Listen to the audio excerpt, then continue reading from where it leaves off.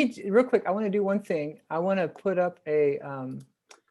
Sorry, this is something I just want to have in play so that in case there's ever any question about the content or anything like that, people know that they can't use it without your permission or our permission to use the video, etc.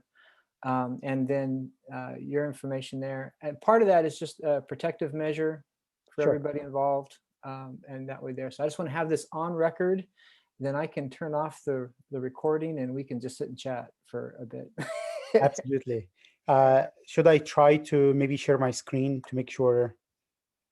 That sounds great. Let me go ahead. I'm going to pause the recording at this point.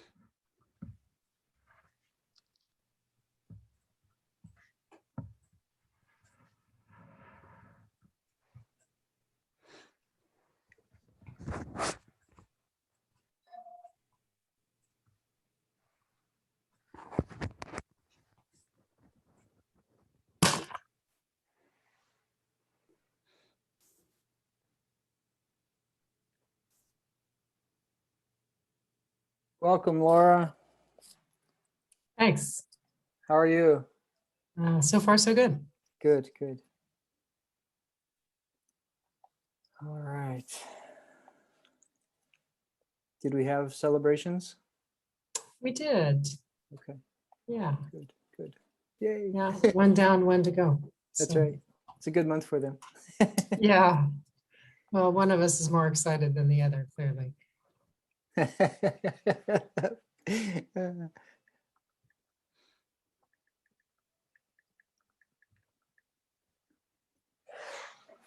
Dr. Marzouk, welcome. It is nice to see you. I know we have some colleagues and maybe a student or two in common, but I wish we could be doing this in person, but it's really great to have you in this role. Thank you. Thank you so much. I look forward to this time, and I was telling Quentin I hoped it would be in person, but Yes. At least it's happening. It's wonderful connecting with the institution as well. Yeah. Thank you. I have made him a promise that we will find a way to get him out here at some point. Yes, I would love that. Yeah. Probably best in the winter when it's cold someplace. Yes. You know, what is the best time to leave where you are, right? That's This is always, yeah. This is the question. January, February? We got lots of options. Yes. I understand. It's a big window with Indiana's winter. Yes. My husband's from the state of Maine, so I understand about the big window. Yes. Yeah. We had a rough February.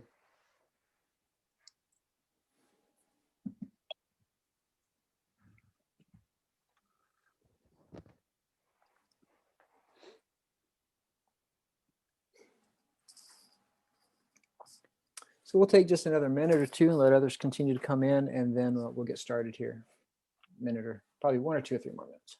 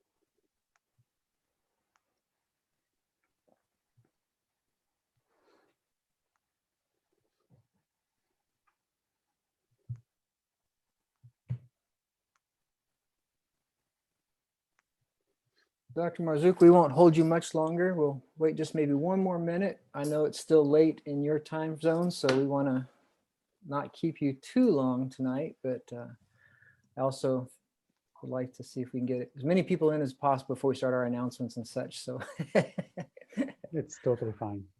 they're still lingering out by the refreshments, I'm sure. Normally we would have ice cream and coffee and a spread and cookies. And so I'm sure that's where people are.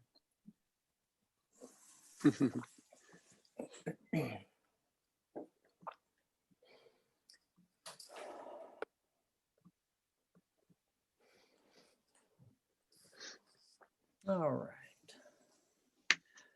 Well, we've hit a lull at least, so I think that we'll go ahead and begin. So let me go ahead and take care of a couple items here.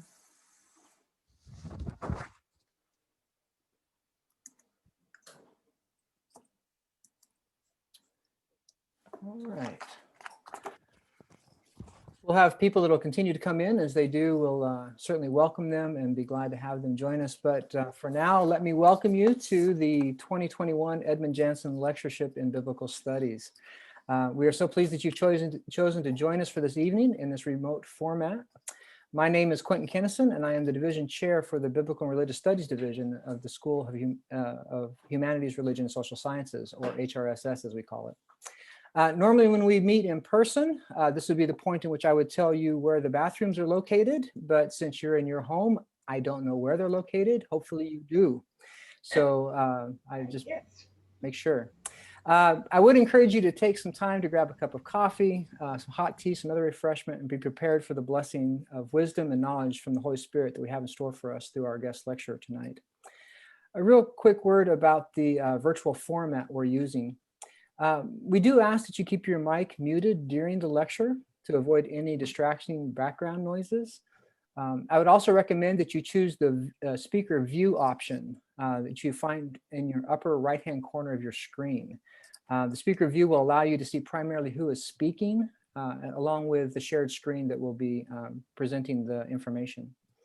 Also, throughout Dr. Marzouk's presentation, and as appropriate to do so, you are free to use the reactions located on the bottom of your screen to interact with Dr. Marzouk, to clap, or to give a thumbs up, or to show some love, to laugh along with him, not at him, to say wow, something amazing to point, or to celebrate a particular point. So feel free to use these. This lets our speaker know that you're tracking with him, that you're in tune and engaged. And you might think of it as a quiet call and response of sorts. After our lecturer has made his presentation, about 45 minutes, there'll be a time for question and answer. At that time, you may put forward any questions you might have in the chat, also located at the bottom. Or raise your hand in the reactions. We will call on you to ask your question and engage with Dr. Marzouk, which at that time you can unmute your mic and ask your question. I would ask that if you feel comfortable in doing so, that you would also activate your video so that you and Dr. Marzouk can see each other for your exchange. If you have any questions, you can feel free to ask those in the chat, and I'll be glad to address them as able. Please know that this session is being recorded, and so any comments you make in chat or in any private conversation you may have between parties is also saved as part and is available to those accessing the video later. At this time, it is my privilege to invite Dr. Ron Herms, Dean of the School of Humanities, Religion, and Social Sciences, to offer a word of welcome on behalf of the school. Dr. Herms. Thanks so much, Dr. Kennison. It's a delight to join with all of you as colleagues and friends of Fresno Pacific University. We have a long tradition, a long history of an open posture to learning and humility. And at least that's an ideal. That's what we seek to embody. And so I'm grateful for an opportunity like this. Gives us one more chance to lean in and to learn, to listen, to respond, and to grow in a context like this. This is what we're all about as a learning community. And so I look forward to these moments on our calendar. And even though the shape and the modality, the mode is different on a night like tonight and a day like tomorrow, I'm grateful to share this meaningful time with you. I want to say a few words of thanks and welcome. First, I want to thank Dr. Marzouk for an almost 2-year commitment to join us when these in-person lectures were postponed, delayed, and then ultimately transposed into a virtual event. He's been with us all along the way and been so accommodating, and we're grateful to have you with us. We look forward to learning from and with you in this context, Dr. Marzouk. I want to acknowledge and thank Dr. Edmund Janzen and his wife and their family for the vision to support a lecture series like this. It is an ongoing part of the legacy that they have left in years of leadership and teaching and service here at Fresno Pacific. So Edmund, I want to acknowledge you and thank you for being with us tonight and for the amazing support that you've given us, not just in the form of this lecture series, but just the entire Biblical and Religious Studies division and the programs that are within it. I'd like to thank Dr. Kinnison and all of the faculty in our Division of Biblical and Religious Studies for the vision and the perseverance to see events like this come to fruition. So there's a lot of hard work behind the scenes that we don't see, but we enjoy the fruit of tonight. So thank you to all of you. And so thank you to the 89 at this point separate windows, probably represents close to 100 people enjoying this setting via Zoom. Thanks for your support and your participation. We look forward to sharing tonight and the various settings tomorrow. And again, welcome to this iteration of Fresno Pacific University. And again, in a particular way, Dr. Marzouk, welcome. We look forward to learning from you. Thank you, Dr. Herms. As part of the School of Humanities, Religion, and Social Sciences, let me also invite you to join us for a virtual event that is coming up in celebration of Easter. Hopefully you see on the screen the slide that describes this upcoming event. From March 26th through April 9th, the FPU Visual Arts and Performing Arts programs present Finding Light. This program interweaves music, theater, and visual arts, and performance portrays a modern-day interpretation of the Easter story, the ultimate sacrifice that Jesus made, followed by the redemption and hope we can find in him. More information and registration information can be found at FPU Finding Light, fpu.edu Finding Light. I'm going to put into the chat a resource for you for that, so you can have that for your purpose as you so desire. So let me put that up for you right this second. So you have information where you can find information about the Easter celebration. In addition, I'm also adding a brief link with the program that has information about tonight and tomorrow, so you can have that for your purposes as well. So feel free to either download that or to have that on your computer as needed. The Edmund Janzen Lectureship in Biblical Studies promotes careful scholarship in biblical interpretation, as well as the witness of the Christian church. The lectures are intended for university faculty and students, pastors and lay leaders, as well as the community at large. Lectures occur in the spring, alternating between scholars of the Old and New Testaments. This lectureship is possible through an endowment established in 2005 to honor the 35 years Edmund Janzen served at Fresno Pacific University as the president and faculty member. These lectures reflect the values of biblical study and the mission of the church that Edmund Janzen taught his students. We are pleased that Edmund and Mary are here to join us tonight, and we ask that you would just give them a warm welcome, as we are glad to have them with us. We are currently in the process of raising about $50,000 to fully fund the endowment that supports these lectures.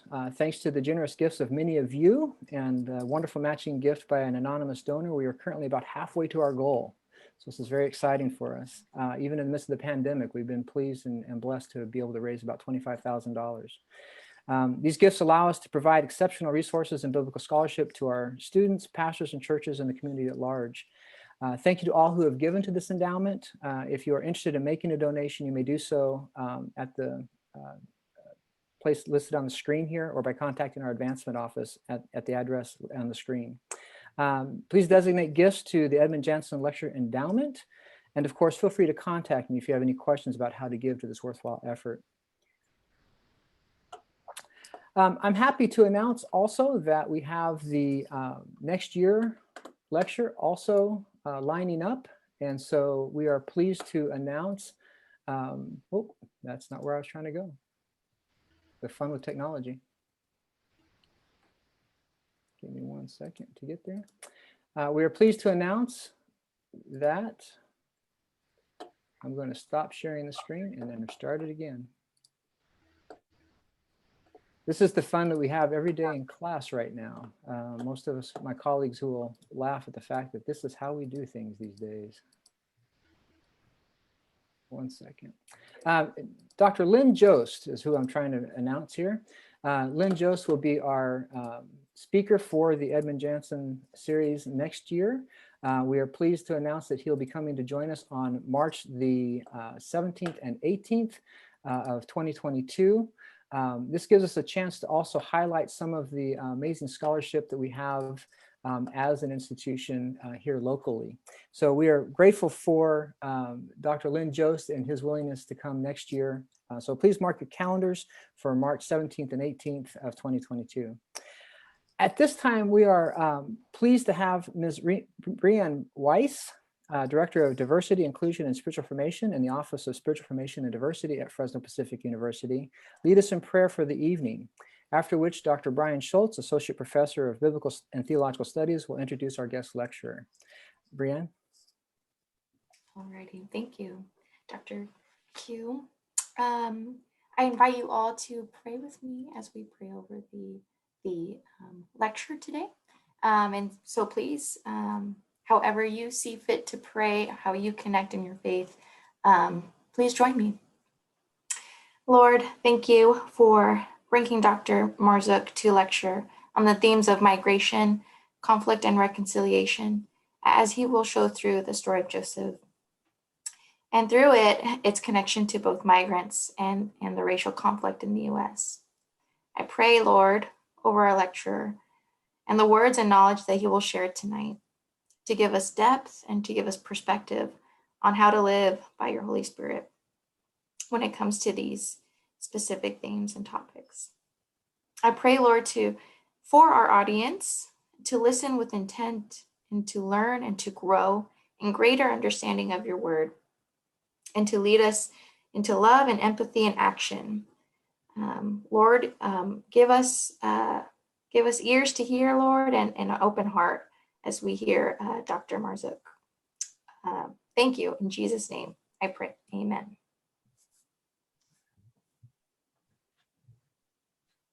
Thank you, Brianne. Appreciate that. My name is Brian Schultz.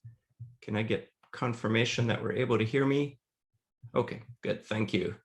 And I'm Associate Professor here of Biblical and Theological Studies at Fresno Pacific University. And it's my pleasure to introduce our speaker for this evening for the Janzen Lectureship, Dr. Safwat Marzouk. Dr. Marzouk is an Associate Professor of the Hebrew Bible Old Testament at the Anabaptist Mennonite Biblical Seminary in Elkhart, Indiana. And Dr. Marzouk holds a PhD in Biblical Studies from Princeton Theological Seminary. His teaching and research and publications focus on Middle Eastern Christian hermeneutics and migration in the Bible and the contemporary world. And Dr. Marzouk seeks to bring the voice of Christian minorities of the Middle East to the academy, and the church communities of the Western world. He's also passionate about reading the Bible with and through the eyes of migrants, with the hope to inspire churches and communities to become more intercultural, just, hospitable. As an ordained minister of the Presbyterian Church, Dr. Marzouk pastored in Alexandria, Egypt, while he was finishing his doctoral studies in Jersey City. He's the author of a couple books, one entitled Egypt as a Monster in the Book of Ezekiel, and a more recent one called Intercultural Church, a Biblical Vision in the Age of Migration. He has also published a few commentaries in Arabic, and is currently on contract to write a couple more commentaries on the book of Genesis. The theme that he'll be addressing today, he's also published on as well. And I'll just read a few of the titles of some of the chapters or articles that he's written. One is Migration in the Joseph Narratives, Integration, Separation, and Transnationalism. He's also looked at integrating identity, a Christian Egyptian readings of the Hagar Ishmael traditions, and also famine, migration, and conflict, the way of peace, a reading of Genesis 26. So we are very delighted, Dr. Marzouk, to have you with us here today.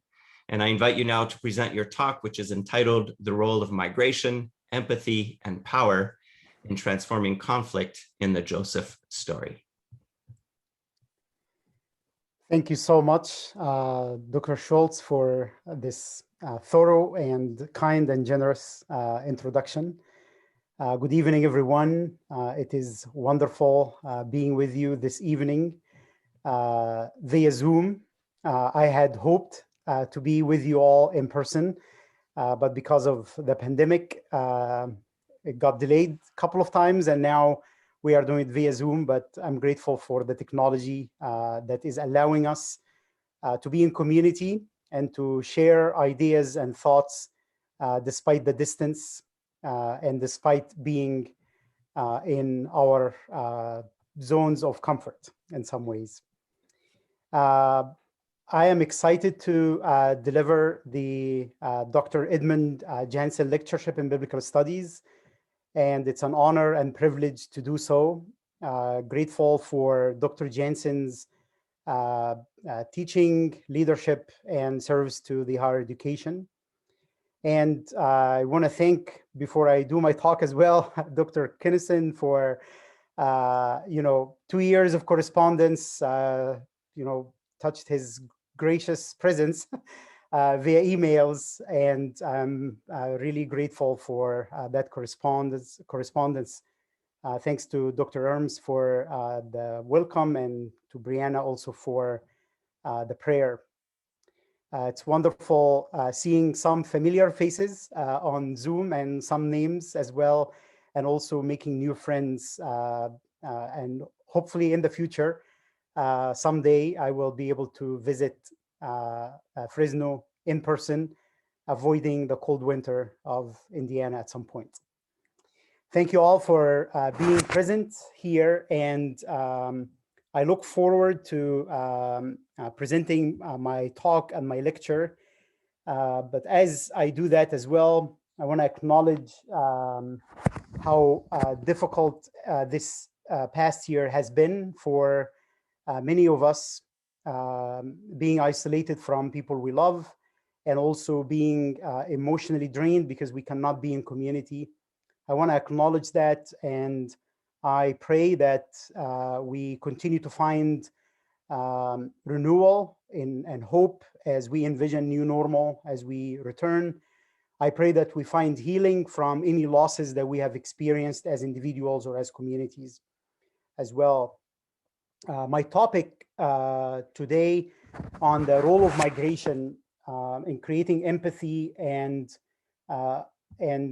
also the recognition of power and privilege, and how that may play a role in conflict transformation, as we see it in the Joseph narrative, comes at a time in which our communities in the US and across the world continue to see movements of migration, but also conflict, racial conflict, misogyny, and acts of violence and hatred. So I want to offer these words and these reflections as an invitation for all of us as we join together in God's kingdom and in God's reign, as we respond to the call of the Spirit for us to be active in building peace and doing justice, as we reflect on the current events that we experience and live both in the US and worldwide, that the words of Scripture would come alive for us, that they continue to instruct us, challenge us, and call us closer into God's vision of shalom and justice in our world.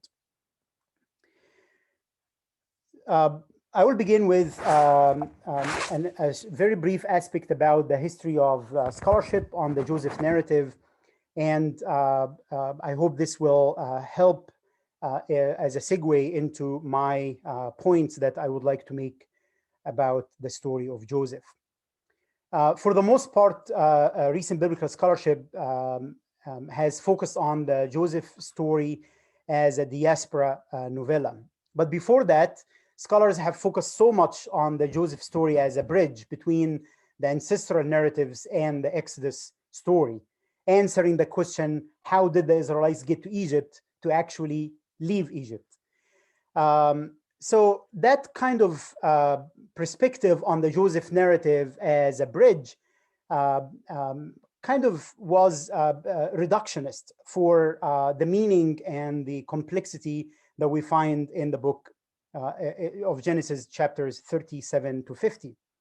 So considering the function of the Joseph narrative as a bridge between the ancestral stories and the Exodus to be secondary, scholars made different proposals that seek to explain the purpose of the composition of the Joseph narrative prior to its integration with other Pentateuchal traditions. For instance, the story of Joseph is treated by some scholars as a diaspora novella, a diaspora story, because its main character rises to power in a foreign royal court, and because the story reflects and addresses the needs of those who were forced to live away from Judah and Israel. Because the story is not just about Joseph's rise to power in a foreign court, but also describes Joseph's conflict and reconciliation with his brothers. It has been suggested that the Joseph novella deals with the issue of reconciliation between the members of a fractured Israelite community. The theme of reconciliation between Joseph and his brothers, prominent among whom is Judah, parallels the vision of reconciliation between Judah and Joseph or Ephraim, put forth by the exilic prophet Ezekiel in Ezekiel 37, verse 19. Unlike Ezekiel, however, who envisioned the reconciliation to take place on the mountains of Israel, the Joseph narrative suggests that reconciliation can take place in the diaspora. That reconciliation happens in a foreign land calls for reflection on the role that forced migration could play in transforming the different agents who are involved in a given conflict. In this lecture, I suggest that the geographical movement of Joseph's brothers between Canaan and Egypt, which resulted from an existential crisis, namely the famine, parallels and affects the transformation of their moral character, which was marked by hatred and apathy, into a character that is motivated by solidarity and empathy. Joseph's brothers, who were transformed by way of walking a journey that is similar to Joseph's journey of estrangement, their migration to Egypt allowed them to experience what it means to be at the power of an other, to be treated as a foreigner. Their transformation is evident in the way they expressed sympathy towards their father and in refusing to reproduce the same violence they did to Joseph against their youngest, Benjamin. On the surface, as an Egyptian ruler, Joseph's treatment of his brothers as foreigners seems like a tit-for-tat kind of justice. Deep down the surface, under the surface, Joseph's alienation of his brothers can be thought of as a journey towards empathy and transformation. Unlike the brothers who needed to experience a calculated alienation so that they would be transformed and therefore be ready to be reconciled with their brother Joseph, who named one of his sons Manasseh, which means, because God made me forget my suffering and my father's house. Thus, Joseph distanced himself from his family. Joseph's transformation, however, needed to be drawn again into his family. Through his hybrid identity as a Hebrew and as an Egyptian, he was able to make sense of the hardship of his forced migration and his rise to power in relation to the survival of his family. Joseph's transformation meant coming to terms with his dreams about power. When he had forgiven his brothers, Joseph showed that his power is not over or against his brothers, but for the sake of his family. In order to explain the relation between migration and reconciliation in the story of Joseph, I will offer a close reading of specific scenes of Joseph's interaction with his brothers in Genesis 42 to 44. Then I will discuss briefly Joseph's response to Judah's long speech as we find it in Genesis 45 verses 1 through 15. This will be followed with a brief discussion on the connection between justice and reconciliation in the Joseph narrative, exploring how this narrative may be helpful for our contemporary context. Genesis 42 shifts the scene from Pharaoh's court and from Joseph's integration into the Egyptian society back to Canaan, where the famine was severe. There was no food for Joseph's family. When Jacob learned that there was food in Egypt, he told his children, "Why are you looking at each other?" It's unclear what the phrase "looking at each other" indicates. Does it indicate being desperate in light of the severe famine? Or are they, through these looks, blame the famine on each other, which for them was perceived as a divine punishment for their evil against Joseph?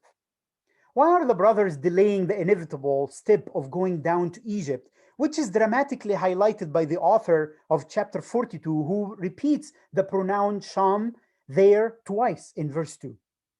Were the brothers afraid that they might encounter Joseph, who was sold into Egypt? Jacob realizes that for his family to survive and avoid death, they need to go down to Egypt. It's a matter of life and death. As the brothers get ready to go down to Egypt, Jacob refuses to send Benjamin with them, for he thought a harm might come to him. Benjamin now has taken Joseph's place in being his father's favorite. Favoritism here recalls Jacob's treatment of Joseph in chapter 37 and sets the narrative in a place that makes the reader wonder how the brothers will respond to Jacob's renewed partiality. The presence of the brothers in Joseph's court in Egypt causes the geographical distance between Canaan and Egypt to collapse, and the temporal gap between the past and the present narrows as the brothers bow down before Joseph, reminding him of his dreams. Taken by surprise by the fact that his dreams are finally being fulfilled and that his brothers who have alienated him are right before his eyes, Joseph was not quite sure what to do. Should he take revenge? Should he reconcile with his brothers? Joseph decided to start with what he is familiar with the most, being treated as a foreigner. The text notes, when Joseph saw his brothers, he recognized them, but he treated them like foreigners, like strangers, and spoke harshly to them. "Where do you come from?" he said. They said, "From the land of Canaan to buy food." Although Joseph recognized them, the text repeats, he recognized his brothers. They did not recognize him. The repetition of the Hebrew root nun kaf resh, which is translated to recognize or to disguise or to treat as a foreigner, underlines the importance of the theme of foreignness as the text unpacks the relationship between Joseph and his brothers. Have Joseph's features changed so much over the past 22 years that his brothers were unable to recognize him? Or is it the Egyptian dress, language, and power that made him unrecognizable to them? That Joseph treats his brothers as foreigners and that the brothers do not recognize him recalls the words they said to their father in Genesis 37, verse 32. After the brothers had dipped Joseph's robe in blood, they asked their father to recognize. It's the same root, nun kaf resh, that is used in the interaction between Joseph and his brothers in chapter 42.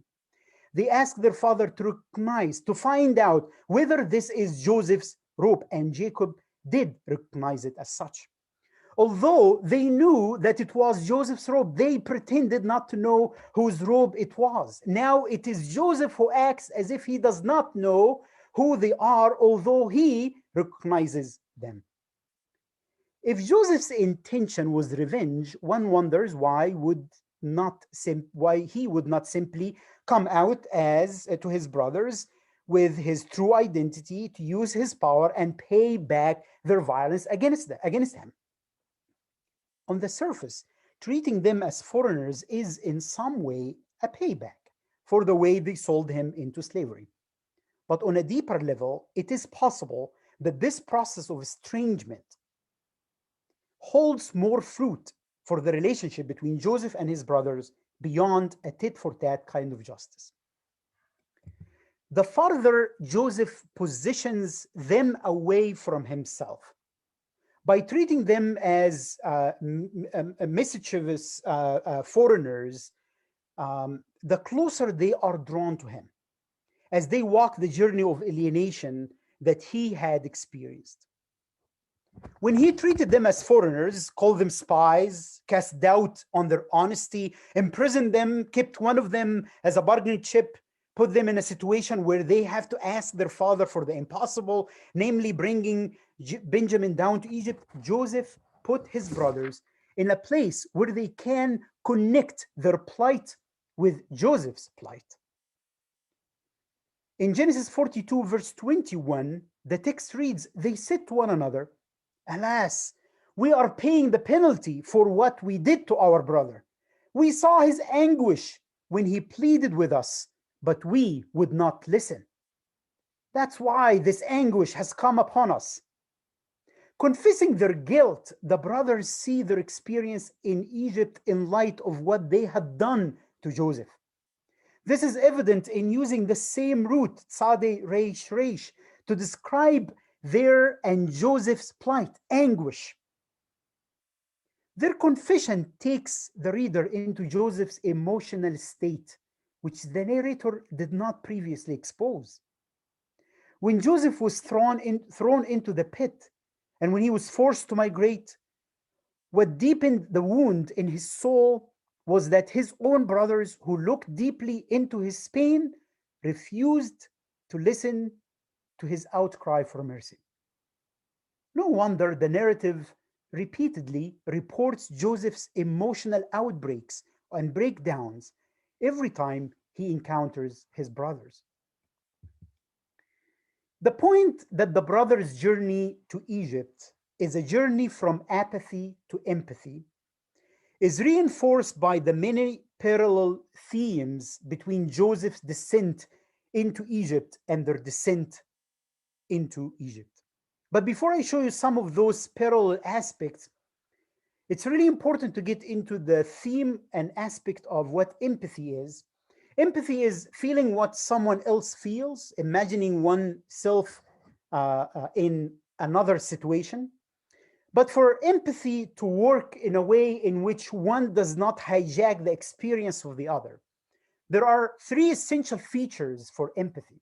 As we walk this journey and understand how others feel, it's really important for us to think about this affective matching, that it's other-oriented perspective taking, and it's self-other differentiation process.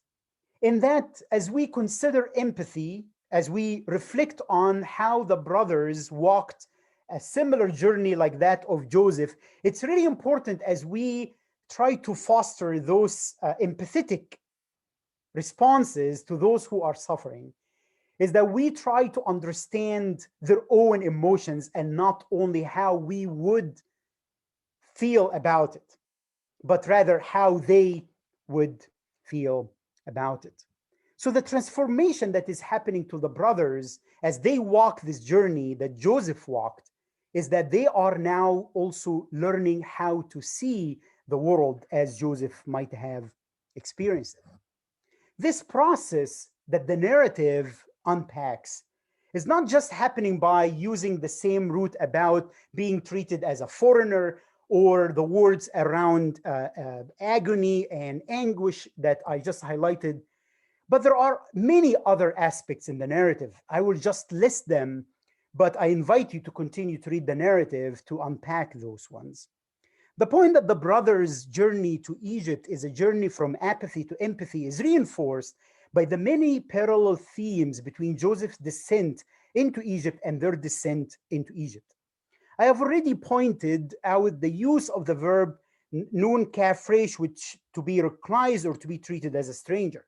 I have also shown how the farther the brothers get away from Joseph, because the way he treats them as spies, the closer they get to their brother whom they have alienated.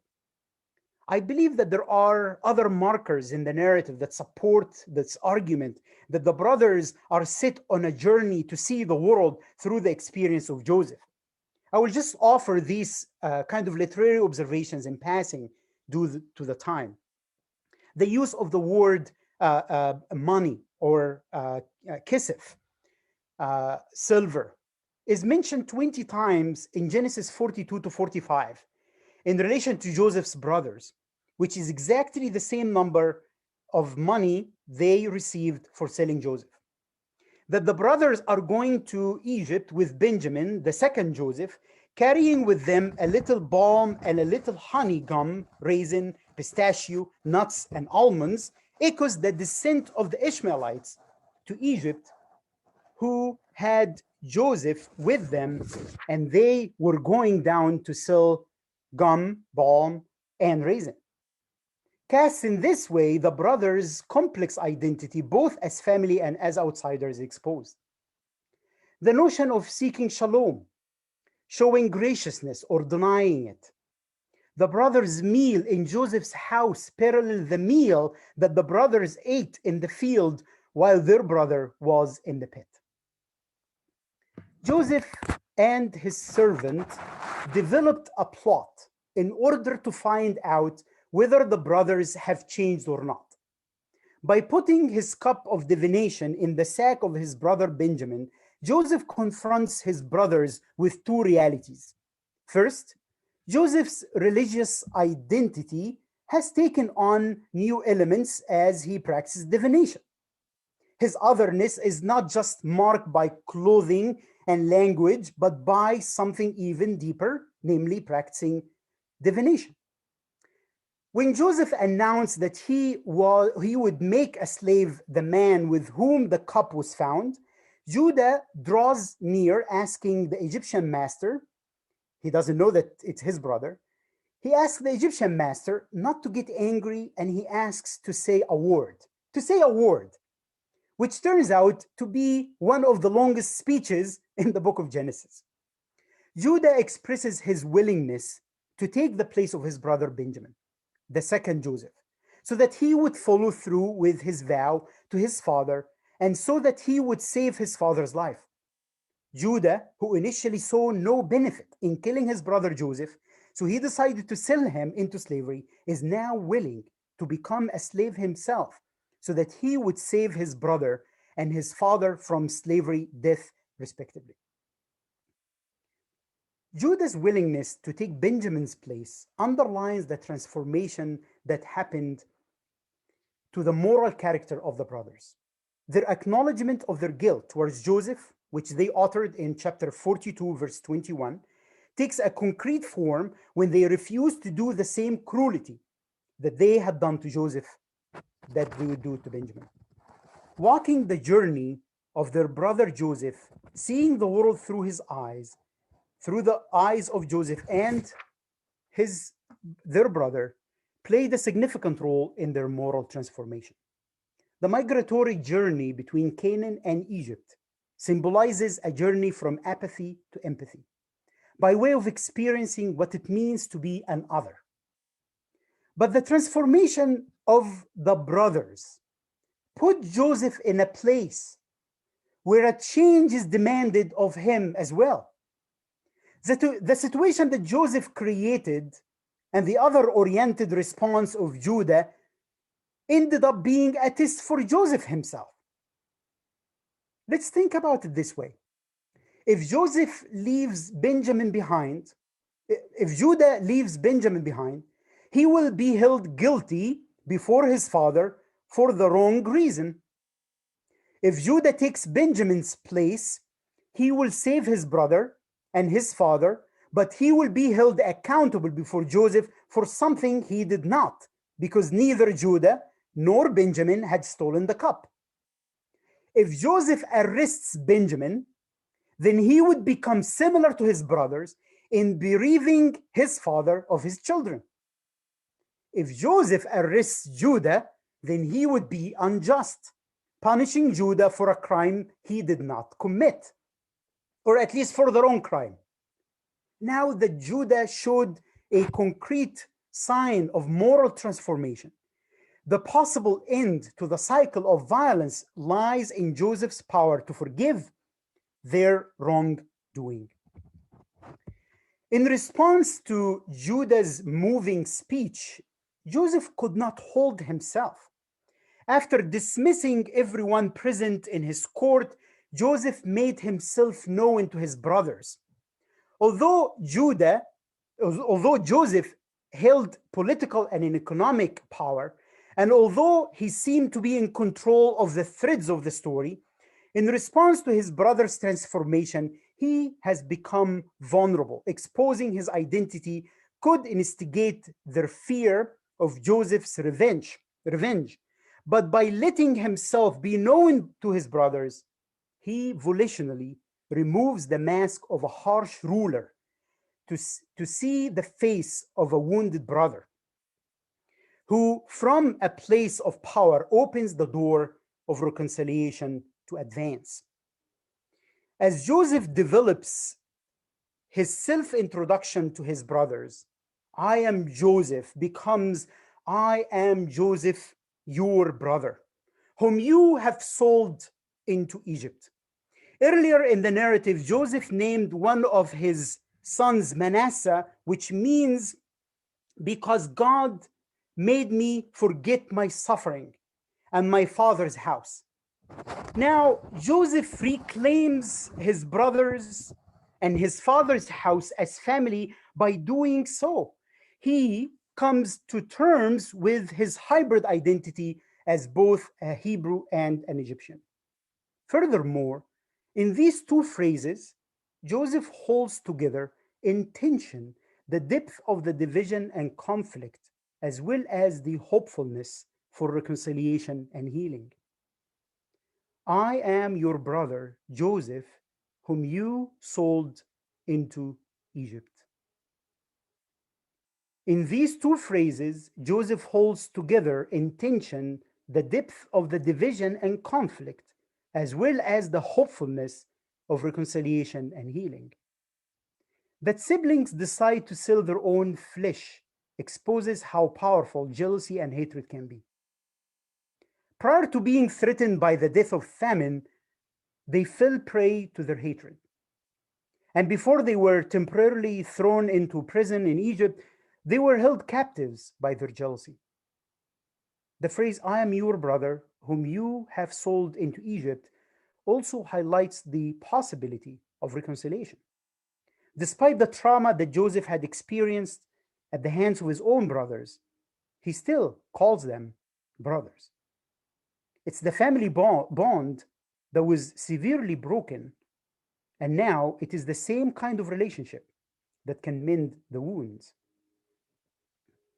Joseph does not deny the shameful act of his brothers.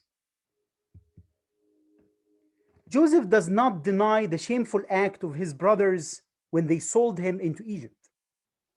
Yet he urges his brothers not to let the emotions of distress and anger overtake them. The reason Joseph urges his brothers not to be grieved, not to be angry with themselves, is that he now understands his story of forced migration to be part of a divine plan. For the outsider observant of the story, it was the brothers who have sold Joseph because of their jealousy and hatred.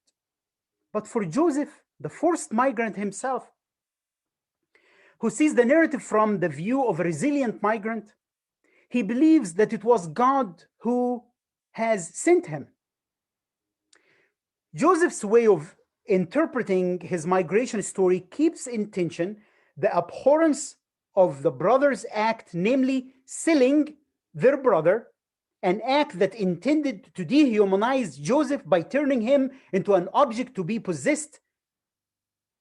That's one aspect, the dehumanization of Joseph, selling.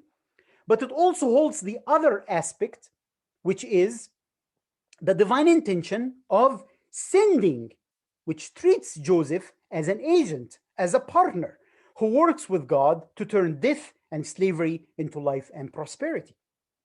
Selling Joseph was an attempt to put an end to his dreams about power relations in the family. Now, as Joseph reconciles with his brothers, he makes no mention of his dreams, and he recognizes that his power is not over or against his brothers, but for the sake of the well-being of his family. This piece of art in front of you on the screen comes from South Africa, and it shows the intention of the artist Azaria Mbata, who's in every single register in this portrayal of the Joseph narrative, always portrays Joseph with the family, never isolated from a community. And it goes with the African saying, a person is a person because of other people.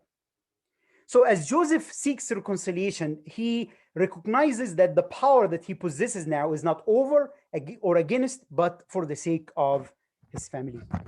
Judah's transformation entailed willingness to put himself on behalf of Benjamin, and Joseph's transformation centers on how he understands his dominion in Egypt to be part of a divine purpose that will ensure the safety of his family. His power should be seen as a source of life, not death, and his rulership should be thought of as a reason for unifying the family rather than dividing it. In his book, The Hero and the Blues, the literary critic Albert Murray pointed to the near absence of the African-American appropriation of the character of Joseph, son of Jacob, in their struggle for freedom. African-Americans, notes Murray, have been overlooking the special implications of Joseph's journey into Egypt. For Murray, Joseph, especially when compared to Moses, makes more sense for a model to the African-American community that is longing for liberty and justice. He writes, Joseph not only uses his inner resources and the means at hand to take advantage of the most unlikely opportunities to succeed in the circumstances in which he finds himself, he also makes himself indispensable to the welfare of the nation as a whole. Those who follow Moses are forever talking about going home, but to Joseph, to whom being at home was as much a matter of the spirit as of real estate, anywhere he is can become the land of great promise. Alan Dwight Callahan offers two reasons for why the figure Joseph did not play a role in the African-American appropriation of the Bible in resisting slavery and in seeking justice. The first reason that is offered is that Joseph's upward mobility was so unlike the collective experience of American slaves and their descendants. Callahan then adds that self-confidence and savvy, enterprising slaves were virtues rewarded with a beating or worse under the American slave regime and were offensive to Jim Crow etiquette. In addition to these points, I would add that the reconciliation between Joseph and his brothers may send the wrong message about the way to deal with racial injustice. Reconciliation, though a very noble cause and commitment, may be used by some to quiet the demand for justice and liberation. Indeed, this seemed to be the concern expressed by Reverend Brenda Salter McNeil in her book, Becoming Brave. Not necessarily, the book does not necessarily discuss the Joseph narrative, but she voices this important aspect about the relationship between reconciliation and justice. She writes in her recent book, Becoming Brave, Reconciliation is repairing broken systems together. Then she adds, I am done talking about diversity in terms of loft platitudes, but I am determined to say the hard things and to speak the difficult truth that are necessary in order for true reconciliation to occur. I'm talking about the dismantling of the very structures of inequality and injustice.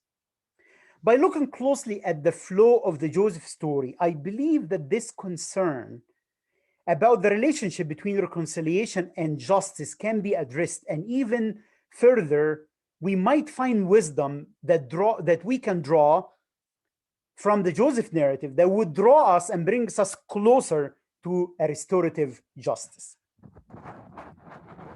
It's important to reiterate that a broad and uncritical generalization of Joseph's theology might be misused to perpetuate injustice by letting human oppressors go unaccountable for their deeds and by stifling acts of resistance that speak truth to power.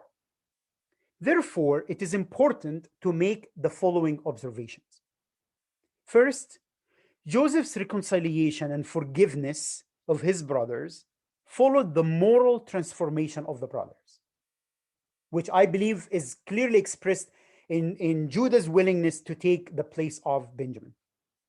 Second, Joseph's interpretation is not imposed on the powerless in order to quiet their attempts to change the status quo. As a matter of fact, this interpretation that God sent Joseph to save his family and save Egypt, this interpretation is put forth by Joseph himself, who was victimized by his brothers, and he pronounced it after he had reached power. The third point, Joseph does not dilute what the brothers have done to him. Indeed, he labeled selling him as harm, or even worse, as evil.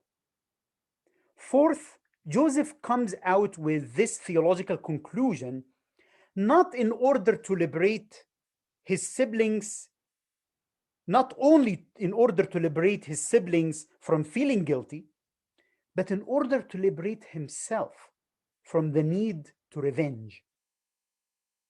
As a forced migrant, he is looking for a transcendent framework of reference in order to give meaning to his experience. Thus, Joseph's view of power has been transformed, and his view of being powerless has been transformed since he now reads his life story in a new light that is not just centered around his own success, but on how his success brings about life and unity to his family instead of death and division. The fifth point, Joseph's forgiveness is grounded in his deep recognition that he is merely human, who no matter how much power he may possess, he realizes that he is not God. In the second episode of the reconciliation between Joseph and his brothers, which happened after the death of Jacob, in Genesis 50, verse 19, Joseph said to his brothers, "Do not be afraid. Am I in the place of God? Do not be afraid. Am I in the place of God?" With these words and with the reference to good and evil, look at this verse on the screen. Do not be afraid. Am I in the place of God? Even though you intended harm, evil, God intended for good, tov in Hebrew. So with these words and with the reference to good and evil, Joseph reverses the attempt of the first humans who try to be like God.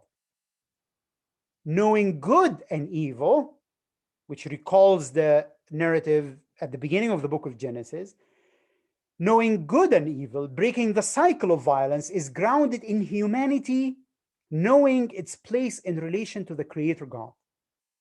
Knowing ourselves and knowing who God is enables us to relate to the other, even those who commit evil injustices against us, in ways that are liberating and life-giving, ways that break the cycle of violence.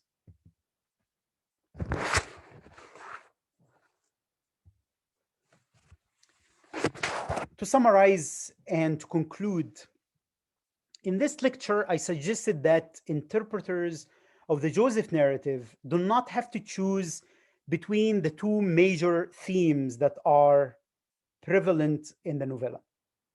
The story of Joseph is a diaspora novella that was addressing the needs of a diaspora community, and one of these needs had to do with healing the fractured exiled community that had suffered from external as well as internal causes for its forced migration. I have suggested that the geographical movement of the brothers between Egypt and Canaan to buy food parallels and affects their moral transformation. The brothers' moral agency that changed from hatred and apathy to solidarity and empathy happened in part because of the way they experienced what it means to be strangers and aliens. Seeing the world through the eyes of Joseph and through the eyes of their father, that is becoming empathetic, helped them to avoid repeating the same grievous betrayal of their kin. Joseph, on the other hand, who experienced alienation from his own brothers, needed to find a way to re-embrace his brothers as family. When Joseph reinterpreted his forced migration as a mission from God to save his family from the famine, he found a meaning for his hardships in the survival of others. Thus, he started to see his own power not over or against his brothers, but in relation to and for the sake of his family. In doing that, Joseph, as a model for the diaspora community, was able to embrace his liminal space and to maintain his hybrid identity as both a Hebrew and an Egyptian. Joseph's dreams, after all, were not fulfilled in Canaan, but in Egypt. And reconciliation did not happen in Canaan, but happened in Egypt. As Joseph and his brothers survived the existential disasters of forced migration and famine, they were not just reconciled with the other that is outside them, in that case would be life among Egyptians in the Egyptian diaspora, but they were able to be reconciled with the other that is within themselves. Reconciliation here means having empathy with one another's dreams, voicing the hopes and the fears of the other, and using one's power for the sake of the other.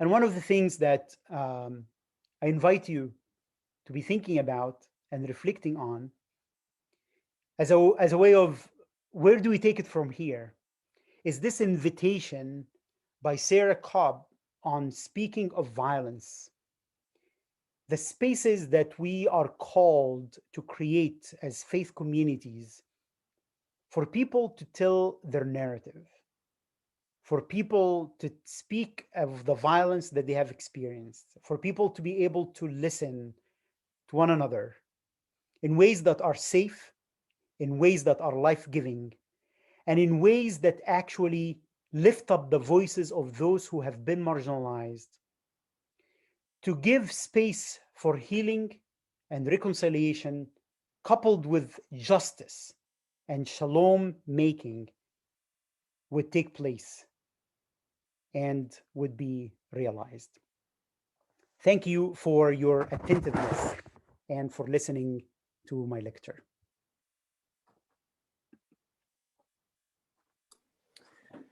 I wish we were in person so you could hear the thunderous applause. Thank you, Dr. Marzouk. Wonderful. Thank you very much. At this point, we want to give everyone a chance to interact, maybe not all at the same time with Dr. Marzouk, but we want to give you a chance to ask any questions or to engage in a conversation with each other as well as with Dr. Marzouk. So if you would like to, you are free to ask a question in the chat, and I'll be glad to convey that. In addition to that, you are certainly welcome to, at this point, if you want to unmute your mic and ask a question, you can raise your hand first, so that way we don't have everybody at the same time, and that way we can engage. So are there any questions? I hope you're seeing the chat, Dr. Marzouk, the numerous thank yous that are coming in. Thank you. I'm grateful.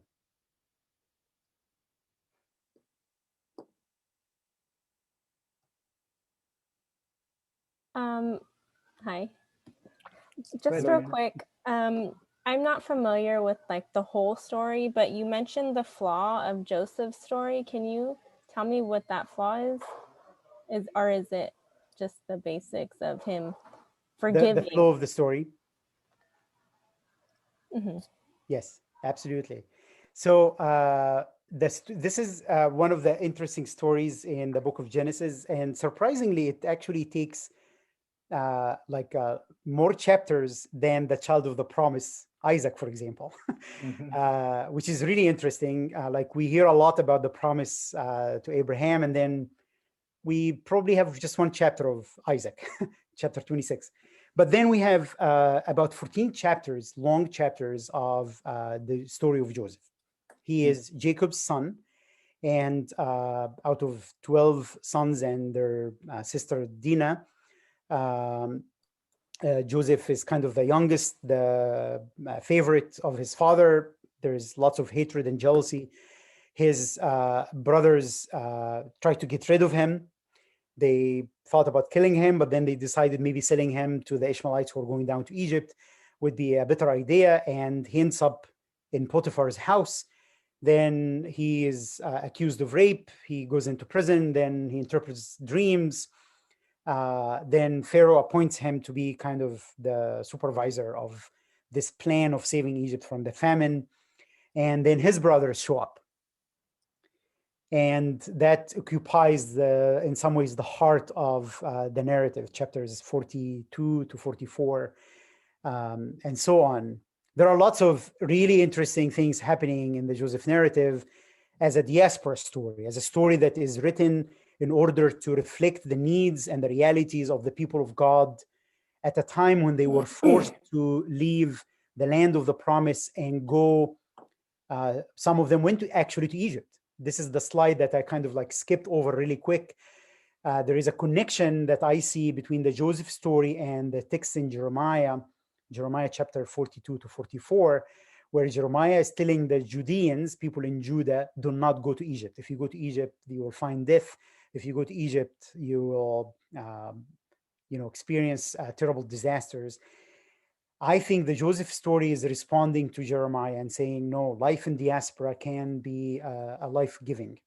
And this is not that we have contradiction in scripture, rather we have multiple voices and the people of God are called to discern what is a faithful response in the light of disasters that they are experiencing. So this is kind of the main the aspect of the story. But then you kind of see this aspect that I try to highlight that has to do with the transformation of the moral characters that are involved in the narrative. And of course, biblical narrative doesn't give us the moral story. It's left for us as readers to enter it. So any of you is more than welcome to disagree with my reading as well.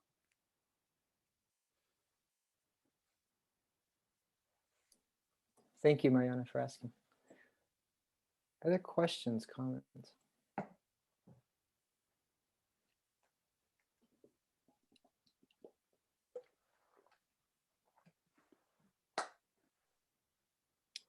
While we're waiting for other responses, let me throw one into the mix. So as you talk about the themes of reconciliation and the way in which that is encountered, particularly through the family, right? Through the family dynamics, right, of Israel. That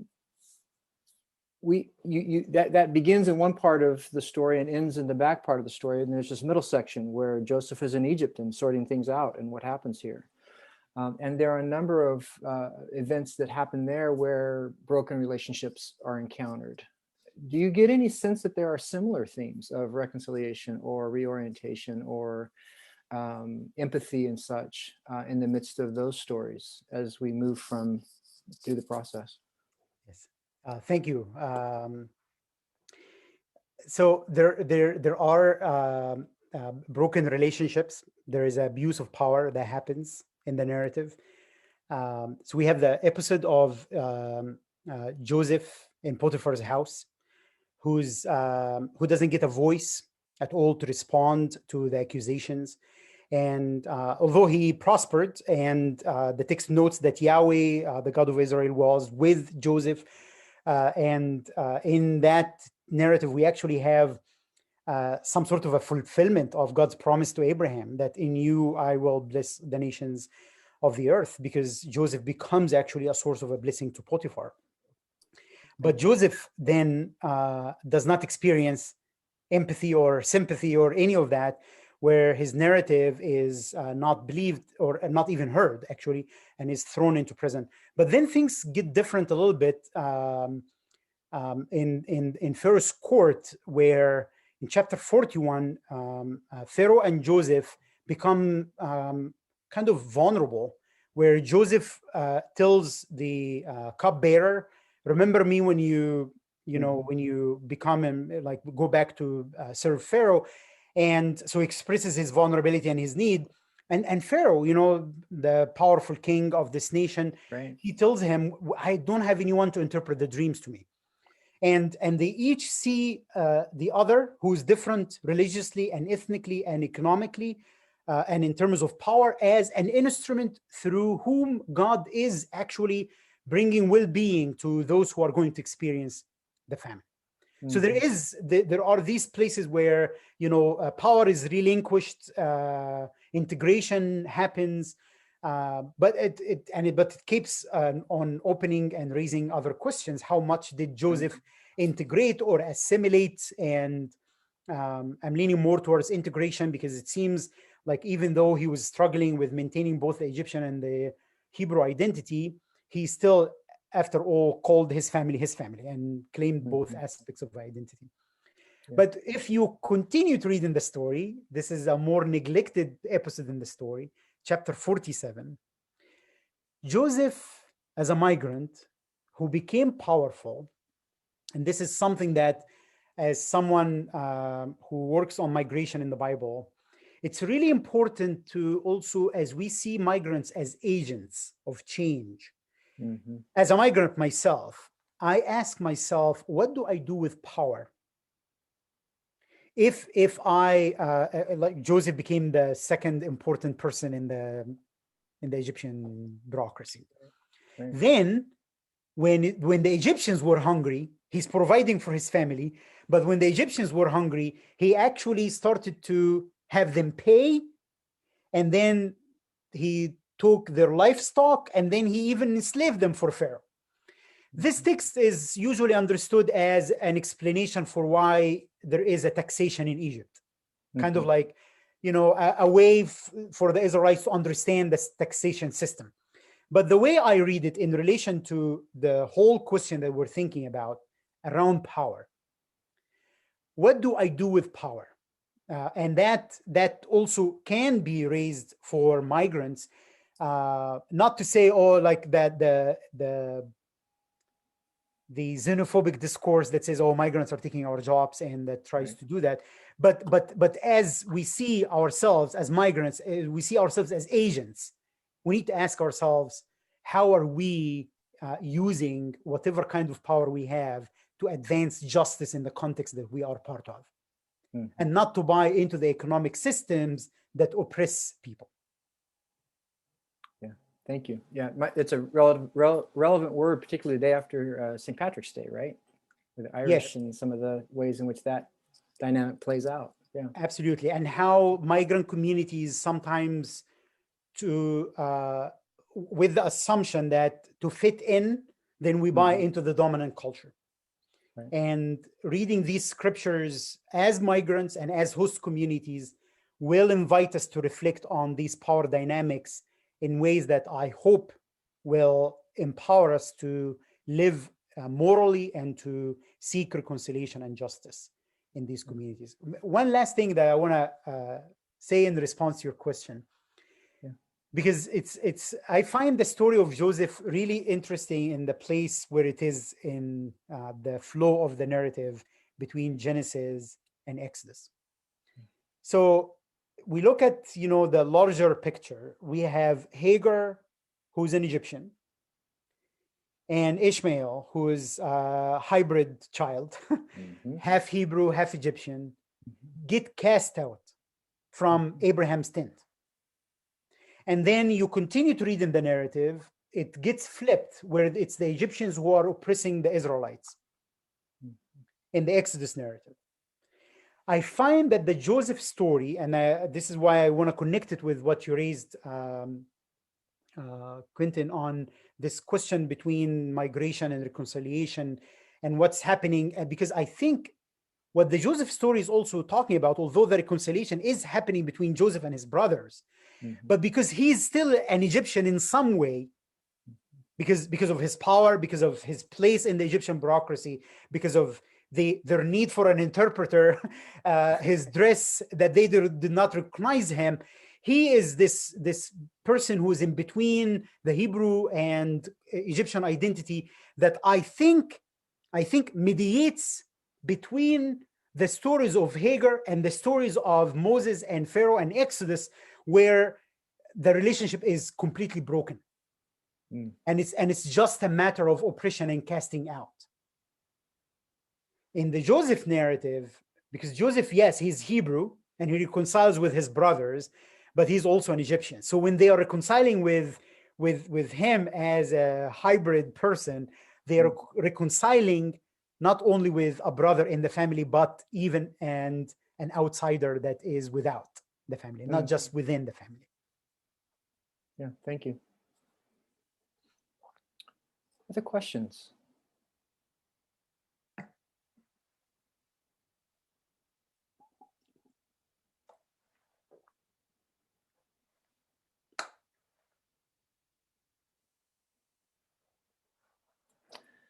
Greg Golding. Greg, feel free to unmute. Yes, sir. Thank you so much for your time tonight. Thank you for the lecture. It was absolutely incredible. I'm just curious, what other examples of this do we have in Scripture that we can utilize to further understand your topic tonight? Thank you for your question. One of the key themes that relate to migration and empathy and justice making is found in the repeated instruction by God in the law material in the Pentateuch. So as we continue to read, starting actually with the Book of Covenant in the Book of Exodus, after the people have seen God on the mountain and they heard the Ten Commandments, and now they are given some of those legal material, like how to deal with if there is an ox goring or something like that. But then there is instruction to the Israelites to not to mistreat the foreigner and the stranger, because they themselves were strangers and they know the heart of the stranger. And that gets even to be repeated various times, both in the book of Exodus, in Leviticus 25, it's repeated in the book of Deuteronomy. And in the book of Deuteronomy, it goes even further, where there is, emphasis that God loves the stranger, and a way to actually fear God is actually doing justice for the stranger. Why? Because you are also strangers. You know the heart of the stranger. And in Leviticus, you love the stranger. So I see that also like evident in the legal material, the instructions that God gives to God's people, in the sense in which and through which God is forming a covenantal community, a community that just experienced liberation from oppression, and now they are being formed as a community to embody that, to live this out, so that in some ways that identity as a foreigner, memory, I remember where I came from, that I was also a stranger in Egypt, forms this empathy, because now I understand what a foreigner feels like. That memory that gives empathy shapes our morality and our ethics towards those who are deemed others, who are different from us because of race, ethnicity, religion, and different kinds of differences. That once we recognize that we ourselves have been there or remember those experiences and these stories and claim them, they empower us to show that sympathy and empathy towards those who are foreigners. I think that the commandment in Matthew 25 or the parable, and Jesus would say, you've done this to me. It's calling the community. It's calling the community into the recognition of what and how to actually think about the relationship between Jesus and those outsiders. So there are other parts in scriptures that actually invite us to reflect on this notion of empathy, thinking about the other, thinking about how others who are different from us are experiencing the world, and try to understand that and be empathetic towards it, with the hope that this would inspire us to do justice for them. Thank you. We have a question in the chat. Dr. Mike McKeever, one of our colleagues here in the Biblical and Religious Studies Division, asked the question: Western readings of Genesis devote so much emphasis to Genesis 1 through 3 or 1 through 11. We rarely give appropriate weight to the significant space and importance of the Joseph cycle to the overall message of Genesis. As one who has devoted study to the place of Joseph in Genesis, how would you better frame the overall message of Genesis for Western readers? Thank you so much for this question. I agree. I think the question around science that relates to Genesis 1 and 2, and also the emphasis on the fall, these are great questions to keep thinking about them, has also made us kind of leave out and leave behind some of the specific stories that the book of Genesis dedicates bigger parts to, from 12 to chapter 15. There is, though, the other aspect that that helps in a negative way in this reductionist perspective and approach towards Genesis, is that for us as Christians, we have tended to read the Old Testament and the narrative just simply as an introduction so that we get to Jesus, which is, for me as a Christian, I think it's really important to recognize the centrality of Jesus for me as a Christian within the Bible. But at the same time, I think one of the richness that could happen is that we would also start to, as we claim the centrality of Jesus, we also still learn and relearn how to read the Hebrew Bible or the Old Testament on its own terms, as the scriptures that Jesus read and as the scriptures that was the scripture of the first church, on its own terms, and not just so that or prophecy fulfillment. So if it was fulfilled, then why we have to bother reading those texts in more details and so on. So there is kind of like a larger project that we need to be thinking about in our churches and our communities, of reading the Hebrew Bible as God's word, not just a simple introduction. And I think that's really important to do it also in conversation with the Jewish community, because the Hebrew Bible or the Old Testament is also their scripture. So we need also to be open to this kind of interreligious encounter with other people who hold different faith, but at the same time, that's their scripture. that we are also reading and learning how to navigate those spaces as well. Another factor that played a reductionist role in towards the narrative in Genesis is also it's a promise about having a family or like a big nation, promise about land and all of that. And that either has been spiritualized to a point that it lost its kind of gravity within the text itself, or it has been too literal, looking at it in too literal ways that have perpetuated oppressive politics, like the politics that may happen in the Middle East, for example, in the Israeli-Palestinian conflict. Like, this is our land. No, this is our land. We hold the promise, and so on. So it's either spiritualized, so we don't know how to engage these texts in their historical context, or they are taken out of their context for political purposes. And that also helps in these reductionist results that we unfortunately experience.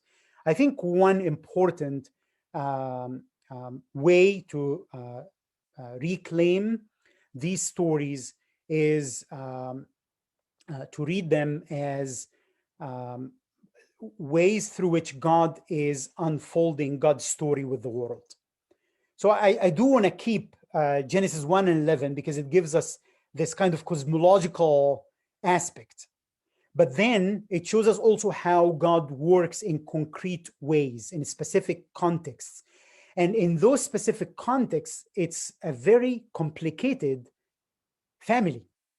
It's a very complicated life of individuals who are suffering from scarcity, who are navigating relationships with their neighbors in ways that are hospitable and in ways that are trying to differentiate these relationships and so on. So it helps us to raise the question about God's will for God's creation and how God relates to God's people and faith communities in concrete ways that kind of keep in tension this cosmological grand narrative of God, but how sometimes that takes very concrete ways, and that it's okay to actually experience conflict and complex narratives and stories of conflict between God's people, so that we are not into these stories to find idealized communities that have nothing to do with our stories. These are stories that are reflecting the complexities of human communities, and these human communities that are called to be God's people. Thank you. Let me just briefly say, Dr. Brian Schultz was grinning from ear to ear when you mentioned that the Hebrew Bible is the Bible that Jesus read. That's one of his catchphrases for his advocacy for learning the Hebrew language. So this is a good time to put in a plug. If you're looking for some units in foreign language, Dr. Schultz would welcome you into his Hebrew language class. I would support that call.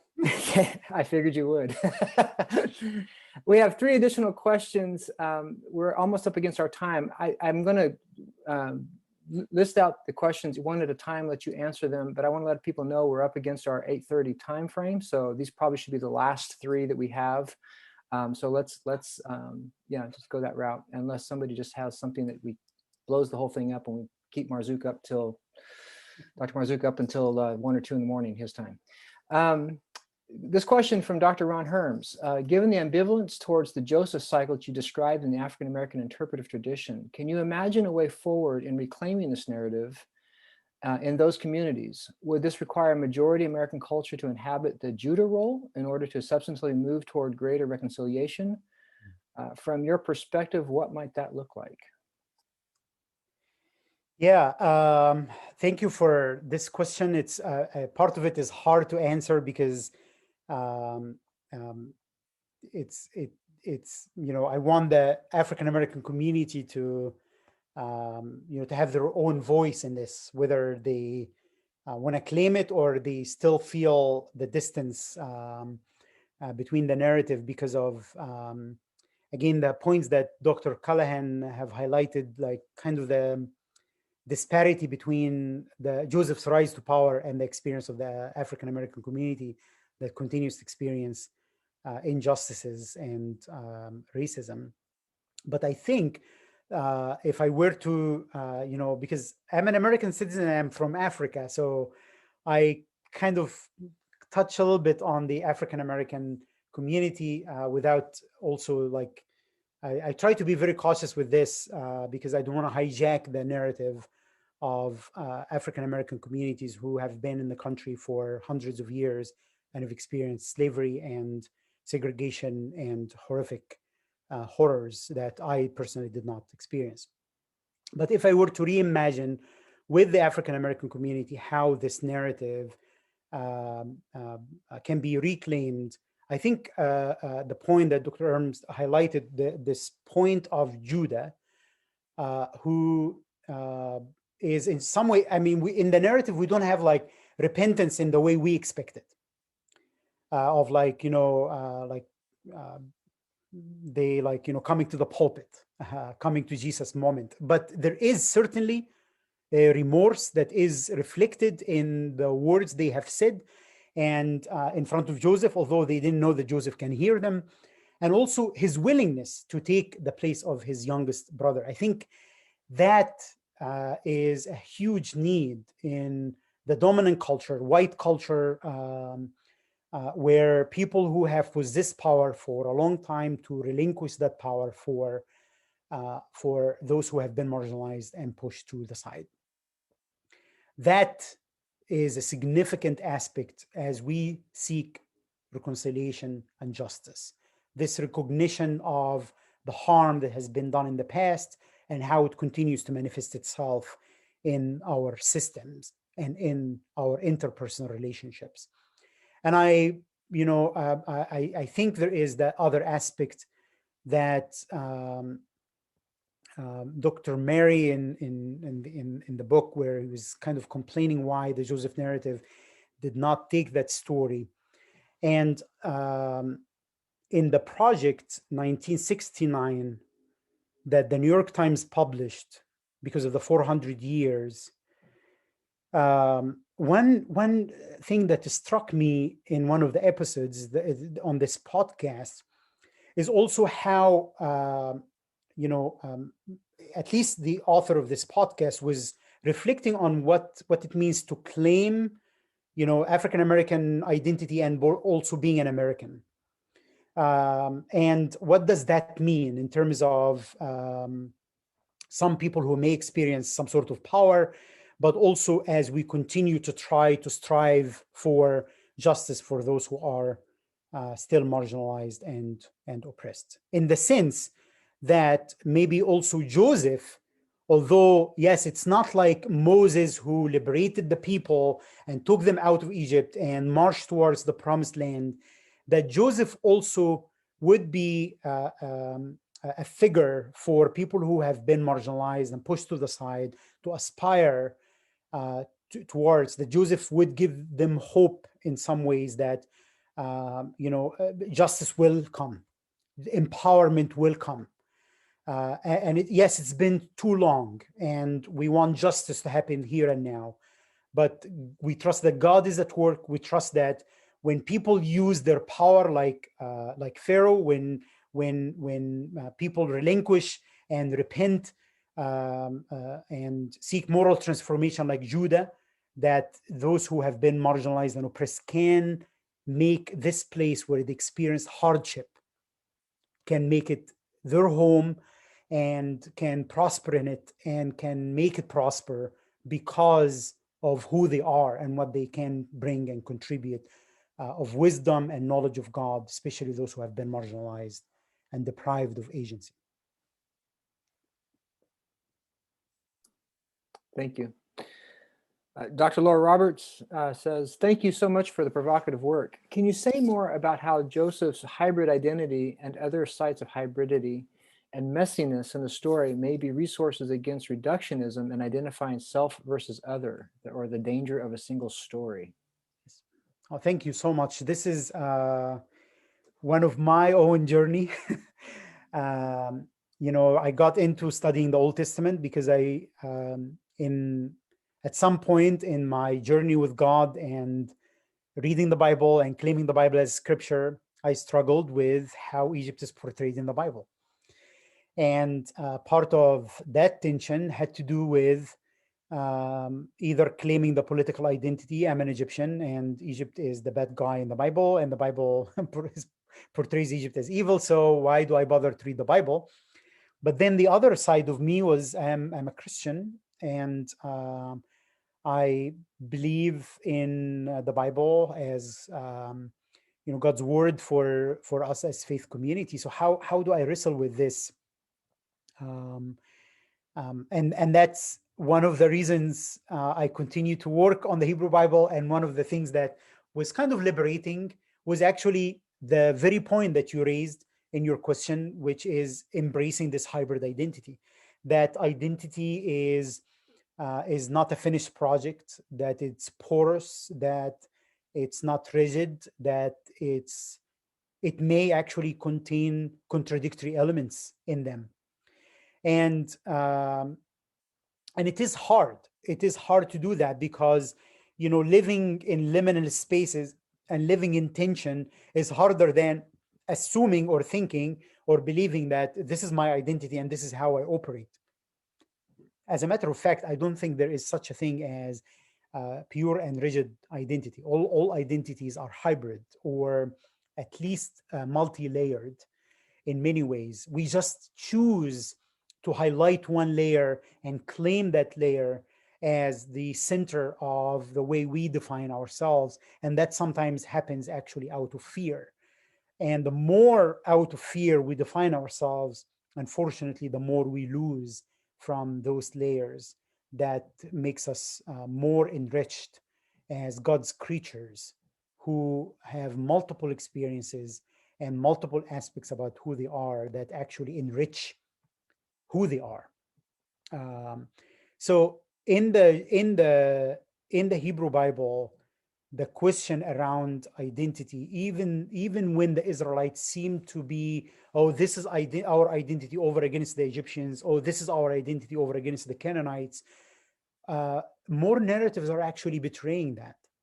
More narratives are actually questioning that. One of them is the Joseph story. Joseph as a Hebrew and an Egyptian. Rahab, she is Canaanite, and she, gives the spies the faith confession that they deliver back, and it raises questions: who's insider and who's outsider? Is Rahab insider or outsider because she's Canaanite? Is Achan insider or outsider because he actually takes things that were forbidden for him to take? And so on. This question, I think, continues for us as Christians as well. We hold different layers of identities.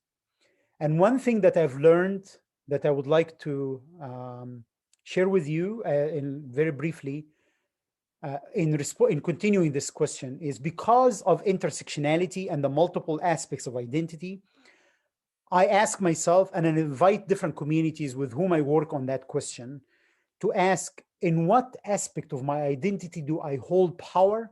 And therefore, I need to ask myself, how am I using this power for the sake of the other? And in what ways am I marginalized? In what ways of my identity am I marginalized? And in that place, in what way do I need to cry out to God? And in what way do I need to be active, seeking justice and liberation for myself? Because of that kind of hybrid identity and intersectionality, we may possess in some ways some power, but we also may experience marginalization because of some other aspects of who we are as human beings. Thank you. One last question, and then I think we'll give you a chance to go and sleep a little bit. So we'll wrap up. Yeah, that would be nice. Okay. Alan Peters writes, you have done a masterful job of bringing reconciliation and restoration into the story of Joseph and his brothers. If we go back one generation, we see a rather different picture in the story of Jacob and his brother Esau. Mm-hmm. How would you compare or contrast similarities or differences between these two brotherly conflicts? Yeah, thank you. So one I think key similarity is the very subtle role God plays in the reconciliation. God does appear, like, so in Joseph's reconciliation, he says, you intended evil, but God sent me. and this idea of him seeing himself as an agent rather than victimized. But then in the Jacob Esau narrative, right after God wrestles with Jacob and breaks the hip and so on, Jacob encounters Esau and tells him, seeing your face is like seeing the face of God. This is right after the incident in Penuel, which means God's face, the face of God. Maybe Jacob was, pulling his brother's leg, just saying, these nice words, but I believe him. I believe him. I believe that he actually means it. Saying, seeing your face is like seeing the face of God. So God plays a subtle role, but in which humans are also responding to how they see God acting in the overall drama, with their failure and their success, with the broken relationship and with the successful relationship. But Esau as well, I mean, this guy, he gets also, I am all for also reading how the New Testament talks about the different characters of the Old Testament. And again, this is important to read. But one of the things that I also work with my students is also, as you do that, also read the complex narrative of these characters in the Old Testament itself, because actually sometimes the New Testament just picks up one thing and leaves a whole lot around this character that can be really, really important for our spiritual formation and theological reflection. So Esau, who's the New Testament, says he, rejected the blessing and sold it and all of that, which he did, but then clearly he's not just all bad, because he forgives his brother. He runs, he has power to fight, and he runs to him, and they, weep on each other's neck. So this subtle role of God and human willingness to reconcile, I see this as a similarity between both narratives. There is one difference, and this helps us to also expand what we mean by reconciliation and peace building and justice making. That sometimes when this reconciliation happens, this doesn't mean and doesn't have to be that we now all live in one single house. That we might learn as we do this reconciliation to build better boundaries. And I think this is how the story of Jacob and Esau ends. This is the same thing that happens between Isaac and the Philistines. If you go back to chapter 26, is that they realize that peacemaking and peace building is not about loss of boundary. It's about actually creating healthy boundaries. That's different than the Joseph story, where they kind of live in Goshen and so on, and they live in the same region or the same part. In the Jacob narrative and Esau narrative, it says at the end of that chapter, and they kind of sent each other in peace, and they parted ways. Not because they hate each other now, but because they recognize that sometimes peace building and peacemaking can happen. When reconciliation happens, it's okay to have healthy boundaries. Great, thank you. Thank you very much. Dr. Marzouk, this has been a stimulating and just truly engaging conversation. Thank you so much for your work. We have been blessed by you and your work, and we look forward to tomorrow's presentation. This is a good time for me to remind you, tomorrow at 10 o'clock, Dr. Marzouk will be presenting. I've got my copy, see? Be presenting in the college hour, or our chirp section at 10 o'clock he'll be talking about intercultural church life based upon his book and work, Intercultural Church Life, a biblical vision for an age of migration. So he'll have about 20 minutes, and then after that, it's time for interaction and dialogue with the community. So please join us tomorrow. You can find the link for that session at the same place you found the link for this one. It'll be listed as the 10 o'clock Friday morning session. at this point, if you would just join me in either hitting a reaction emoji of clapping, or if you want to just physically do it right where you are, or however you want to do that, let's give our appreciation for Dr. Marzouk and for the way that God has spoken through him tonight. Thank you so much. Thank you all for being present here. God bless you all. You are dismissed.